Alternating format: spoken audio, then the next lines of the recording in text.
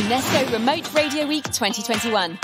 Get ready for a week devoted to helping radio stations broadcast remotely. Hola, ¿qué tal? Buenas tardes. Bienvenidos a esta mesa redonda en la que vamos a hablar en esta jornada en la que estamos departiendo sobre el audio en todas partes. Hablaremos con profesionales del podcasting y de la radiodifusión sobre cómo entregar un programa de audio de calidad en todos los dispositivos de escucha, tanto en directo como bajo demanda, y cómo adaptar su contenido. Vamos a empezar saludando a los invitados que tenemos aquí, que están aquí conmigo. En primer lugar, saludamos a Jessica Bernardú. Ella es presidenta en Cadero, en la Cámara Argentina de Radios Online. Se considera como radioaficionada, creadora de marcas en el Festival Argentino de Podcast y también está en Radio Trend Topic. Además, se define como especialista en audio branding. Jessica, buenas tardes. Muy buenas tardes a toda la ronda. Te saludo a vos, Raúl, a Melvin y a los colegas. Abrazo radialista desde Argentina. ¿Qué tal? Y saludamos también, cómo no, a Melvin Rivera Velázquez, que todas las mañanas un servidor se despierta con su newsletter. Es el productor y el fundador de la newsletter Vía Podcast, que es una de las, yo diría, la más importante en la información acerca del podcasting. También productor y fundador de la Academia de Podcasting. Melvin es experto en marketing de contenidos y podcasting, productor de podcast y de blogs, mentor y conferenciante. Empezó en la radio como locutor y luego fue gerente de una emisora. Melvin, un placer saludarte esta tarde. Un privilegio estar con ustedes aquí. Tenemos a Andoni Orrantia desde España, que está teniendo unos pequeños problemillas para conectar. Enseguida estaremos con él y, cómo no, también tendremos un testimonio del profesor de la Universidad de Buenos Aires y exdirector de La Tribu, Gastón Monteis. ¿Vale? Pero, si os parece, vamos a empezar de partir, que nos contéis un poco vuestras experiencias en las intervenciones iniciales, para las que vamos a tener 5 minutos cada uno para intentar ajustarnos al máximo al tiempo y después tener una ronda de preguntas y de debate con el público. Jessica, si te parece, empezamos contigo contándonos un poco tu experiencia. Bueno, muchísimas gracias. Les cuento que soy justamente Strategic Brand Management de Radio Trend Topic. Estoy asociada con Gonzalo Sorais. Es una radio visual con enfoque de comunicación transmedia. Ya hace 8 años que estamos online, somos nativa, se escucha por aplicaciones móviles y por internet. Básicamente, bueno, dentro de la radio tenemos distintas áreas. Está el área de capacitación, que es la Academia Argentina de Podcasters. Está el área también de premios y concursos, que son los premios Trend Topic a las radios online nativas, y el Festival Argentino de Podcast. Después, lo que es área de producción de contenidos, el equipo está formado obviamente por editores, operadores de radio y TV, locutores, periodistas.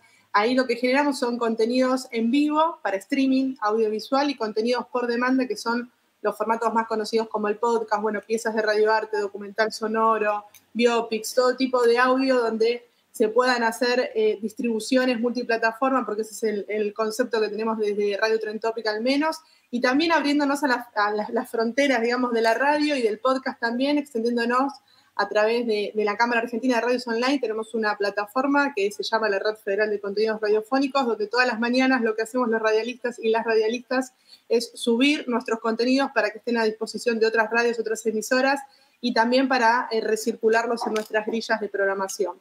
Obviamente hay contenidos que son consumidos multiplataforma en vivo, y hay otros contenidos que ya están pensados de origen para su consumo por demanda. Y hay contenidos que se hacen de manera presencial en nuestros estudios. Tenemos un estudio de streaming audiovisual, otro de podcast y un tercero que es una hibridación en este nuevo contexto post-pandemia, donde generamos, según el tipo de proyecto, la utilización de un estudio u otro y de un equipo técnico o de otro, porque va cambiando muchísimo el perfil. Por ejemplo, los operadores de radio con el manejo multimedia.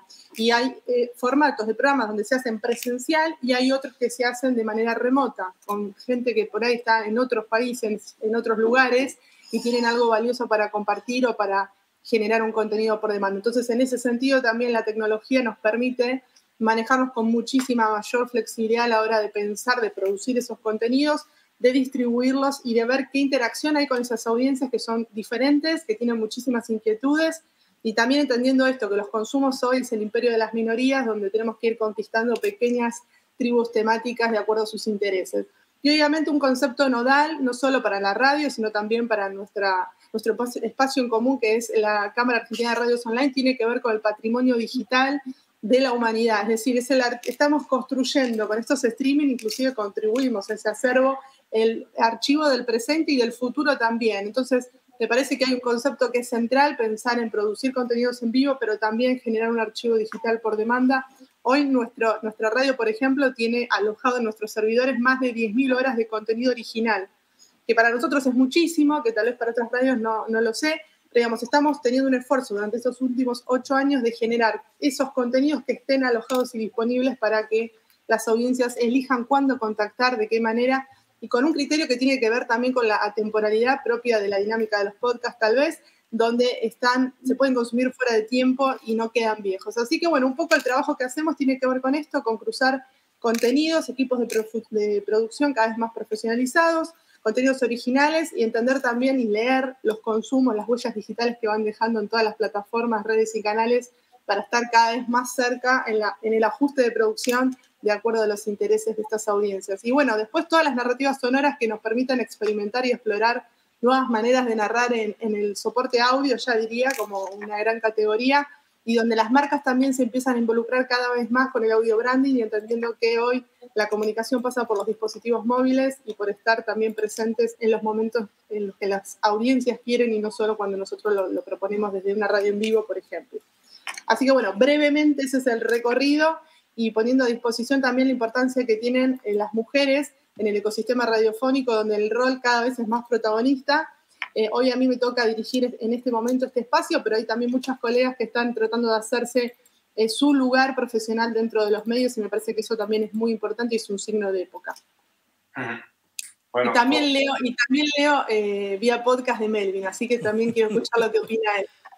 Aquí en España, Jessica, yo, como he dicho antes, todas las mañanas me desayuno siempre con las últimas noticias del mundo del podcast con Melvin.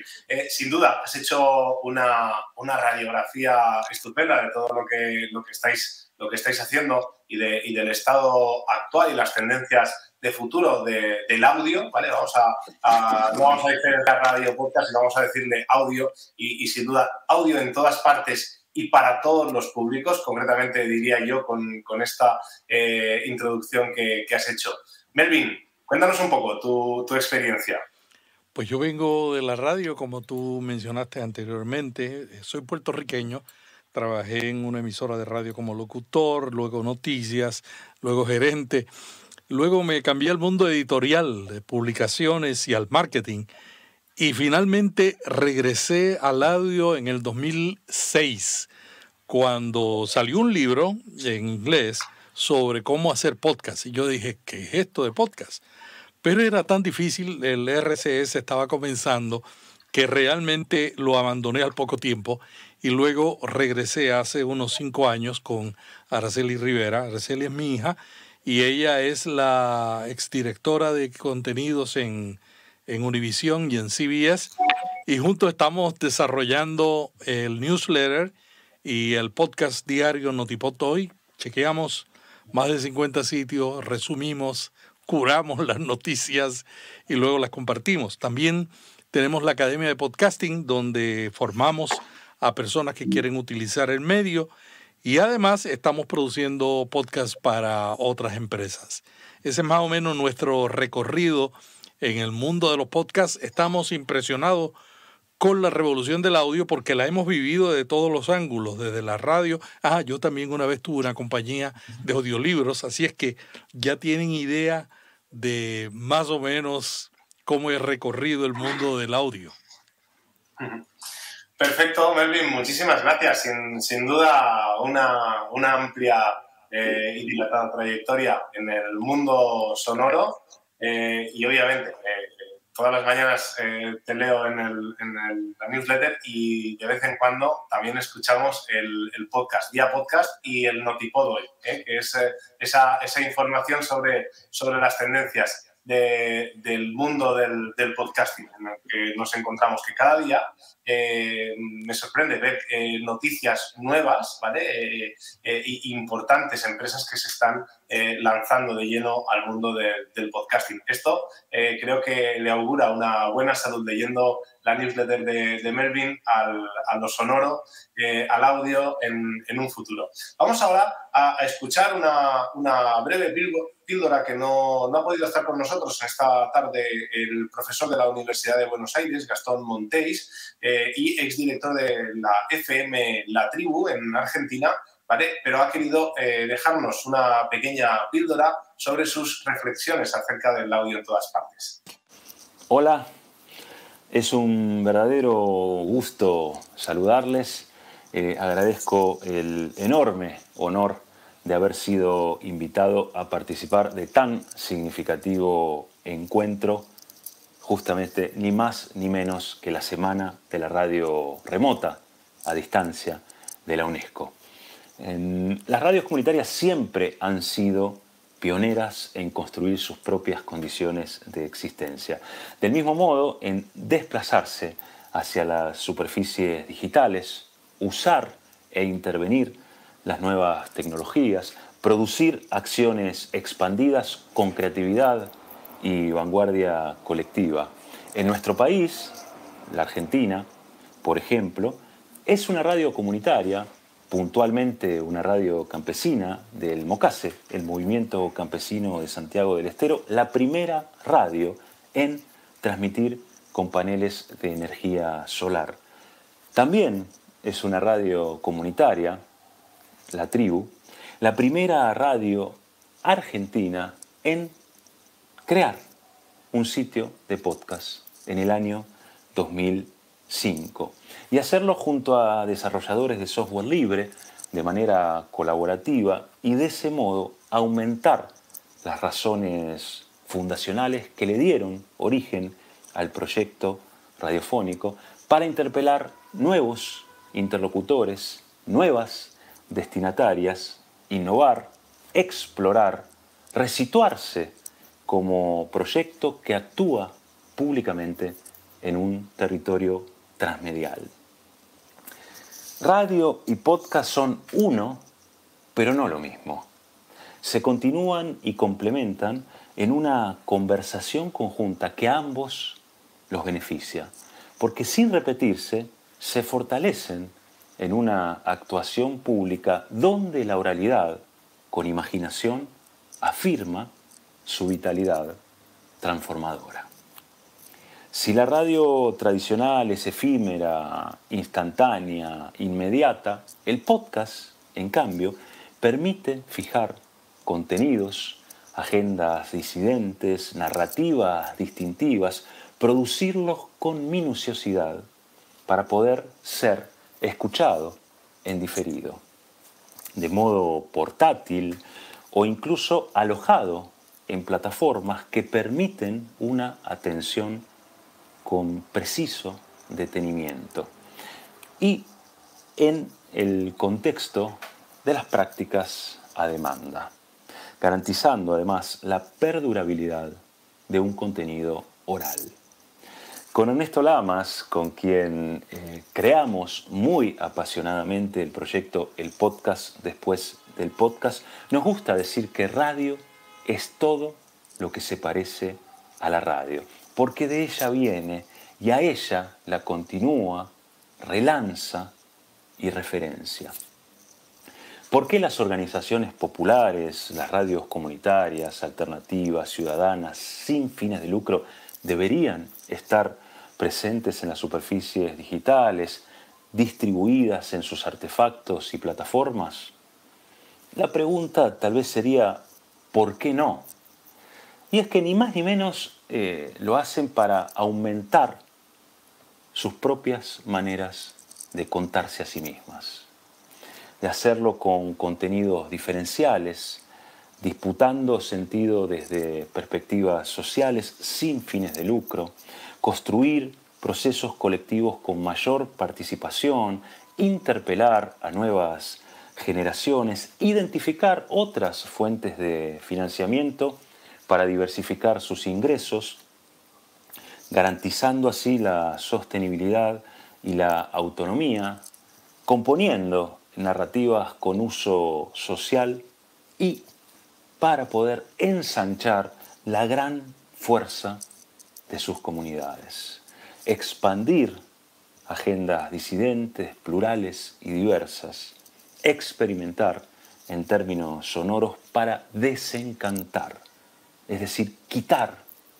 el encantamiento de la seguridad acústica y normalizadora del sistema, sujetarse a la recuperación del asombro, desacomodarnos para movilizar y sobre todo seguir despistando al algoritmo una y otra vez con memoria histórica y picardía actual. Elegir cómo queremos vivir los días de nuestra sonoridad y las noches de cada una de nuestras vidas.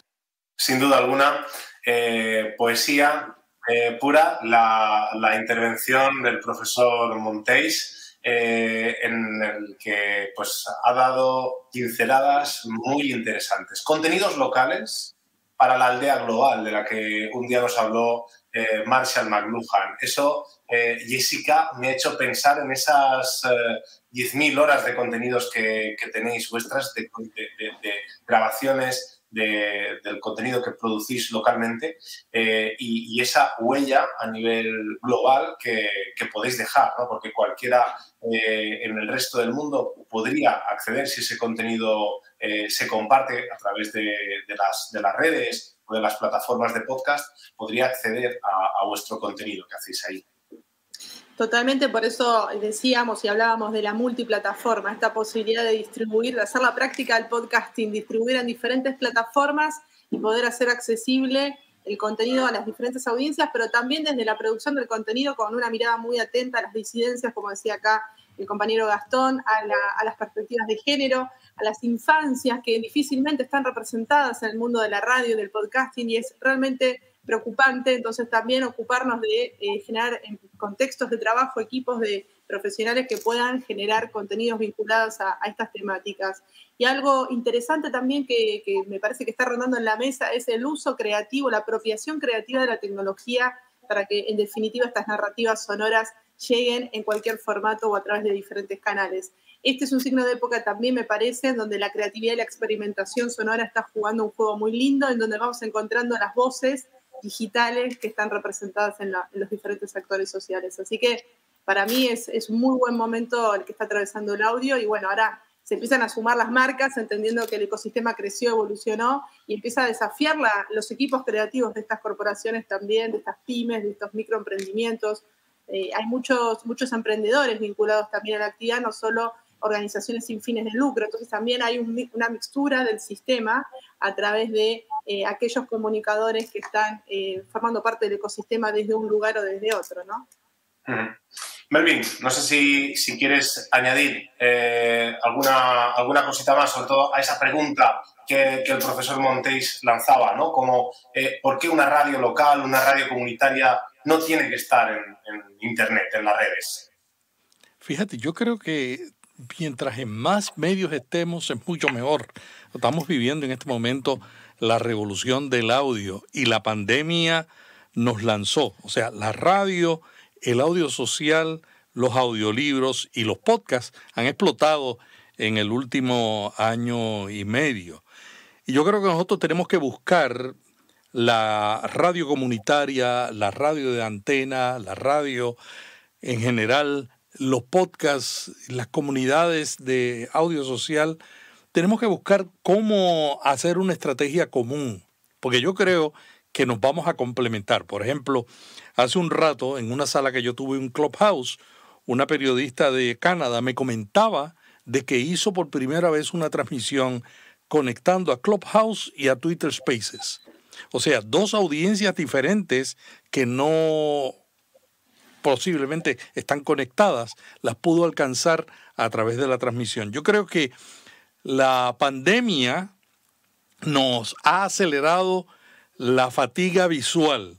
Hay un estudio reciente que dimos a conocer hoy de National Research Group en Estados Unidos que dice que 1 de cada 2 estadounidenses dijo que está sufriendo de fatiga de la pantalla. O sea, esa dañina exposición a la luz azul de las computadoras ya tiene su efecto con la pandemia. Y 3 de cada 5 millennials dijeron que recurren al audio para aprender algo. Los podcasts son agradables para el 87% de las personas, dice Edison Research. Así que yo creo que tenemos que aprovechar este momento. Yo creo que el audio siempre ha estado, nunca va a desaparecer. Es como el storytelling, el contar historias. Pero estamos viviendo un momento donde la fatiga visual ha acelerado todas las manifestaciones de audio y nosotros tenemos que buscar cómo estratégicamente engancharlas para que una fortalezca a la otra. Completamente de acuerdo contigo, Melvin, sobre todo en el momento en el que estamos. Yo creo que aquí la cita a la directora de Prisa Audio, María Jesús Espinosa de los Monteros, cuando acuñaba el término que estamos viviendo, la era de la audificación, ¿no? En el último lustro hemos asistido a esa eclosión de los podcasts y especialmente se ha visto seguramente acrecentada por la pandemia, ¿no? Me ha parecido también muy interesante, muchos las llaman nuevas, tal vez no sean tan nuevas porque ya llevan con nosotros mucho tiempo, como bien decía Melvin, lo sonoro ya lleva con nosotros muchísimo tiempo, pero qué importantes son el manejo de las narrativas sonoras para enganchar a ese público, especialmente millennial, y a la generación Z, que es la que está llegando detrás. Y atención, porque son grandes consumidores de podcast. Absolutamente de acuerdo, y me sumo también a lo que dice Melvin con el estrés cognitivo que nos generan las pantallas. Es un gran momento, una oportunidad para quienes trabajan en el mundo del audio. Y esto que mencionaba también otro colega el otro día, leía que ya se habla de la generación Netflix, que es otro concepto que une a la generación Z, a la X, Centennials, Millennials y demás. Y tiene que ver con esto, por ejemplo, las radios que se han transformado en escuelas durante la pandemia, que han generado contenidos educativos, formativos, de entretenimiento, no más allá, digamos, de la información que obviamente está vinculada al mundo de la radio, y los podcasts como grandes vectores también para que esos audiolibros de los que hablaban y los podcasts puedan complementar la alfabetización digital en materia de contenidos educativos. Creo que tenemos muchos desafíos por delante y estoy de acuerdo en que hay que hacer una estrategia común para optimizar las tecnologías disponibles, pero también para mejorar la calidad sonora, la escena sonora de esos contenidos y todo lo que hace el desarrollo técnico de estas historias, estas narrativas sonoras que queremos compartir.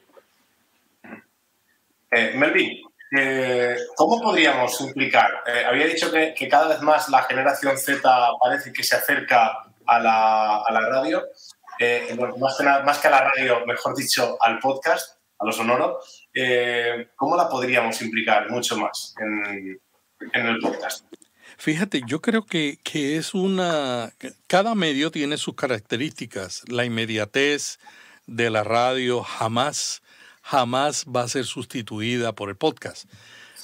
Entonces lo que tenemos que buscar es cómo aprovechar, porque si los podcasts están teniendo más éxito con los millennials y la generación Z, entonces tenemos que buscar cómo alcanzar esa generación, pues no es una generación fácil. Ahora mismo ustedes saben que el tiempo que pasamos en línea cada día se hace menos. Dicen los estudios que el tiempo de leer un artículo en un blog ahora es 37 segundos y de ver un video es 6 minutos. Pero de escuchar un audio, un podcast, lo escuchan hasta 80%. Y si el contenido es bueno, se quedan mucho más, como pasa con algunos podcasts. Entonces yo creo que lo que hay que ver es cómo amarrar estratégicamente las cosas que se pueden hacer en podcast, las cosas que se pueden hacer en la radio y las cosas que se pueden y cómo usar el audio social. Para mí, a mí me encanta la estrategia de National Public Radio y del New York Times. El New York Times sacó un podcast en un estilo totalmente diferente, profundizando en las noticias. Luego lo pasó a la radio. Y yo decía, qué interesante, porque normalmente en España, desde mucho tiempo, España siempre ha sido innovadora en el podcasting y la cadena SER, por ejemplo, ha estado desde el principio reempacando sus contenidos.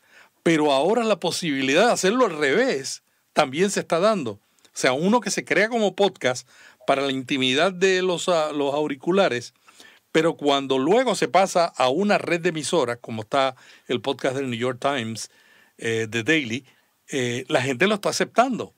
Entonces, yo creo que hay que estudiar muy bien cuál es la salsa secreta. Lo creamos como un podcast y luego lo pasamos en la radio, porque hasta ahora hemos estado haciéndolo al revés, creándolo en la radio y pasándolo en podcast. Pero ¿qué pasa? La radio la hacemos a veces local, mencionamos cosas que la audiencia internacional no tiene interés. La radio es inmediata, ese es el valor principal. La radio también tiene un reloj que controla, las comerciales tienen los anuncios, pero siempre tienen un reloj. Y en el podcast no hay un reloj, pero ambos tienen el mismo control para crear el contenido. El contenido tiene que enganchar y tiene que mantener enganchado a la gente, sino tanto en la radio como en los podcasts se van. Entonces yo creo que esos experimentos que están ocurriendo ahora, las cosas que están sucediendo, por ejemplo, Radio Caracol en Colombia, de Prisa en España, hay que ir experimentando y viendo qué es lo que está funcionando y cómo podemos encontrar un modelo que nos sirva a todas las radios comunitarias en el mundo. Uh-huh. Por supuesto, has señalado muy bien el modelo de Prisa, que está apostando fuertemente por el audio. Ahora recientemente hemos visto cómo ha salido El País Audio o As Audio y seguramente también hemos visto previamente que se han lanzado, aunque a lo mejor tal vez de manera tímida, algunas cabeceras aquí en España están también flirteando con algún podcast, ¿no? Pero esto puede ser una de las tendencias. Jessica, Melvin, ¿cuál es?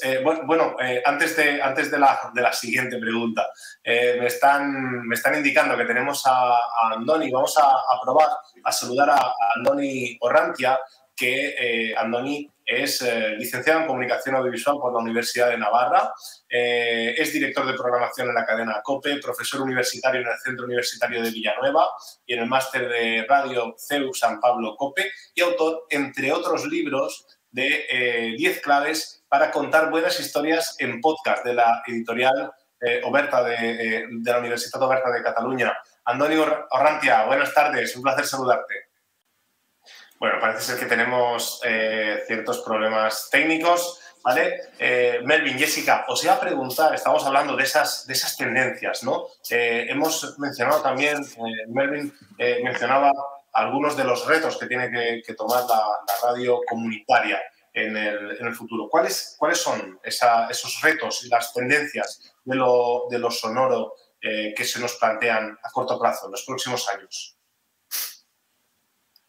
Yes. Bueno, me parece que justamente lo que estamos hablando, en definitiva, son de estos préstamos entre los medios y los formatos, estos aprendizajes mutuos y la era de la colaboración. Me parece que está bueno complementar, trabajar juntos, como empaquetar diferente, pensar las producciones de origen de otra manera, pero que jueguen juntos el juego. Creo que la radio tiene ya más de 100 años para aportar su historial. El formato nos viene acompañando con distintas creatividades y con muchísimas expectativas también para las nuevas generaciones, para acercarnos al audio desde otro lugar.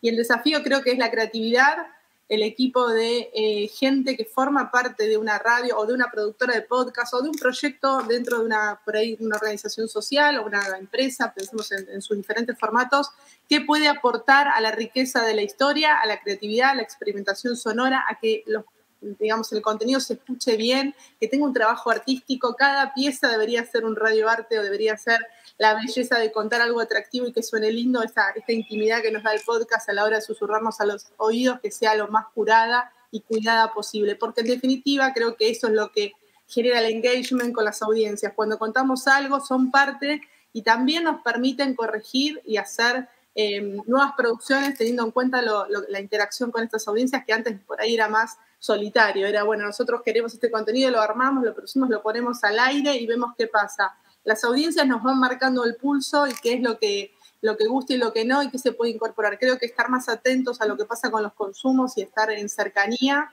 es un nuevo desafío también que tenemos que entender todos los que trabajamos dentro del ecosistema del audio. En definitiva es eso. ¿Melvin? Sí, yo creo, fíjate que hay dos palabras clave para los líderes de las radios comunitarias. Una es libertad y otra es control. Cuando yo era gerente de una emisora de radio, yo decidía con el director de programación, el director de noticias, casi todo lo que teníamos, y el de ventas también, lo que íbamos a hacer, ¿no? Pero eso ha cambiado totalmente. Eso ha cambiado totalmente. Entonces, la mentalidad de los líderes de las radios comunitarias tiene que ser, y yo creo que en la radio comunitaria es más fácil hacer que en una radio comercial, es reorientar todo lo que hacen a darle espacio y libertad a la gente para crear. No crear lo que una comisión o un comité decide, sino establecer la democracia que existe en el podcasting. En el podcasting hay, qué sé yo, 2.6 millones de podcasts en el mundo, aunque la mayoría no están activos, y cada día surgen más podcasts. Y surgen porque, al igual que con los blogs, hubo una democratización y la gente no tenía que pedir permiso para hacer un podcast e intentar una idea. Entonces yo creo que internamente en las radios comunitarias hay que repensar cómo se toman decisiones en cuanto a los contenidos. Por otro lado, creo que tienen que considerar la importancia del control. Estamos viviendo en una época donde la gente quiere controlar. La gente escucha podcast porque quieren controlar a qué hora quieren escuchar, qué es lo que quieren escuchar y cómo lo quieren escuchar. Entonces, yo, por ejemplo, cuando voy al supermercado oigo muchos podcasts. Mi señora cuando regreso me dice, te tardaste muchísimo. Y yo le digo, es que el podcast estaba muy, muy interesante. Y me quedé dando vueltas. Entonces uno decide dónde, cómo y qué va a escuchar. Ese es un aspecto de control que tiene que ver también, eso tiene que ver con la necesidad que tiene la gente de entretenimiento e información en temas nichos. Y vuelvo a decir, yo creo que la radio comunitaria tiene una ventaja sobre la radio comercial para tocar temas nichos.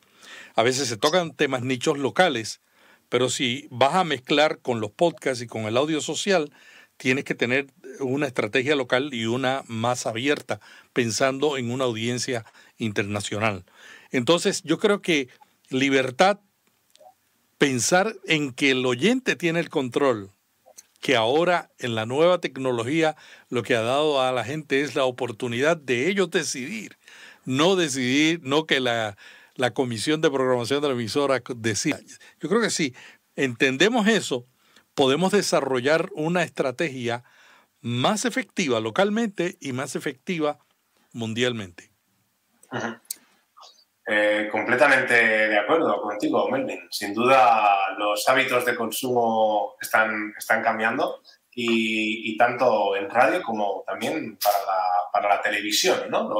Lo hemos observado como ahora el jefe de programación es el propio usuario, el propio radio escucha, y es el que se crea su programación. Incluso puedo escuchar en mi parrilla de programación programas de diferentes emisoras, de diferentes países, meter podcast de temas, que esto también es importante, temas que a lo mejor en una radio convencional, una radio comercial o generalista no aparecerían porque no son temas mainstream, ¿vale? No son temas que acaparan la atención de los medios de comunicación y que, sin embargo, los podcasts los están visibilizando, ¿no? Uno de los temas, por ejemplo, podría ser el tema de la salud mental, ¿no? El tema de psicología, que los podcasts están ayudando a visibilizar mucho con el ejemplo de Entiende tu mente. ¿vale? Estamos a un minuto de las 7 de la tarde. No sé si hemos empezado un pelín por esos problemas técnicos y todavía están los compañeros intentando a ver si puede participar Andoni Orrantia, pero no me gustaría que terminásemos, porque teníamos que terminar a las 7, pero no me gustaría terminar sin unas reflexiones de nuestros participantes, de Jessica, de Melvin, acerca pues de lo que estamos hablando, ¿no? Del futuro de lo sonoro, de ese audio en todas partes y de la importancia, ¿no? De ese contenido local que puede expandirse a través de las redes y de las plataformas a la aldea global, como antes mencionábamos, ¿no? Además, Melvin, a mí me gusta mucho. Yo vengo también de la radio local y comunitaria, y en ella lo bueno que tiene es que se puede experimentar. Para mí era como un laboratorio. Yo le llamaba, digo, esto es el laboratorio, como el laboratorio universitario, ¿no? Me gustaría, Melvin y Jessica, que nos ofrecieseis estas vuestras reflexiones para ir concluyendo esta mesa redonda. Bueno, diste el pie porque creo que justamente lo que estamos asistiendo y lo que se vienen son los desafíos de los creativos radiofónicos o los creativos también del mundo del audio en general. Hay gente haciendo microficciones para WhatsApp, por ejemplo, utilizando las plataformas para otros fines, como contaba también recién Melvin, cruzando Clubhouse y bueno, diferentes formas de hacer llegar ese audio de calidad donde estén las voces digitales representadas en todas sus formas. Y creo que también algo interesante para pensar a futuro es cómo incorporamos a las nuevas generaciones de comunicadores y de especialistas que tengan un contenido valioso para compartir con la sociedad y lo lleven al formato de audio para que sea mucho más accesible. Creo que ahí está también otra posibilidad de utilizar el audio para fines que vayan mucho más allá del entretenimiento, sino también a través de la educación, la formación y la divulgación. Nosotros, por ejemplo, en la radio, ya como para hacer un ejemplo de cierre temático, los programas más escuchados temáticos son los de adultos mayores, que no es un dato menor, los de ciencia que también tal vez son temas que no forman parte de la agenda mainstream, son los temas más escuchados de la radio en vivo, no hablo tanto del podcast, sino más bien de la radio visual, y los contenidos que tienen que ver con las infancias, que cada vez también cuesta más encontrar patrocinadores que fomenten este tipo de contenidos. Así que bueno, como para hacer un cierre, hay mucho camino para desarrollar, para abrir, para compartir y para colaborar. Estamos asistiendo no solo a los préstamos de estos lenguajes radiofónicos en el mundo del audio y demás, sino también a una mayor experimentación, una mayor creatividad y una mayor pluralidad de voces. En definitiva, estamos hablando del derecho a la comunicación, ni más ni menos, así que tendrá la forma o será el formato o el canal o el medio de comunicación que sea, pero siempre respetando las pluralidades de voces en todas sus formas. Gracias, Jessica. Melvin, brevemente. En la revolución del audio, más gente está cerrando los ojos y abriendo los oídos para informarse, entretenerse y formarse. Yo creo que las emisoras comunitarias tienen que buscar cuál es la audiencia que quieran alcanzar, qué nichos hay local e internacionalmente y desarrollar una estrategia que les permita llenar esas necesidades de tanta gente en diferentes nichos y en diferentes grupos de edades que escuchan diferentes canales, pero todos son en audio. El audio es más que la radio, más que los podcasts, más que los audiolibros, más que todo, y el audio social. Espero que esto les ayude a desarrollar una estrategia para aprovechar la gran oportunidad que nos da el que están abriendo los oídos y cerrando los ojos. Muchísimas gracias, Melvin. A mí, para terminar, me gustaría pues hacer alusión al profesor Guy Starkey, que ya no está con nosotros, quien en 2013 señalaba a la radio como un medio resiliente. Si en los años 80 fue capaz la radio de sobrevivir a ese mediacidio que quería hacerle la televisión, que luego con el inicio del siglo lo volvimos a comprobar cuando Internet quería volver a asesinar a la estrella de la radio, hoy en día vemos que lo sonoro está resurgiendo de sus cenizas con más fuerza que nunca. Así que con vuestras reflexiones nos quedamos. Jessica, Melvin, creo que queda mucho por escuchar. Muchísimas gracias y gracias también a la UNESCO por esta iniciativa de la Semana Remota de la Radio. Gracias y buenas tardes. Un abrazo para todos. Un abrazo. Un abrazo, un pot abrazo.